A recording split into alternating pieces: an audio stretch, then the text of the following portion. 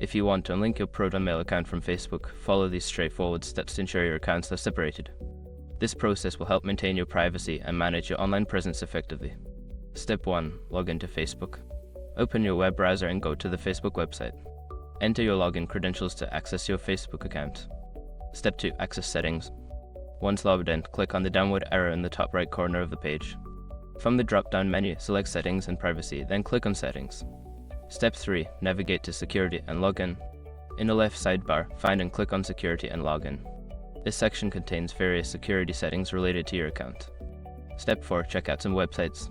Scroll down to the Apps and Websites section. Here, you will see a list of all the apps and websites linked to your Facebook account, including ProtonMail. Step 5. Remove ProtonMail. Locate ProtonMail in the list.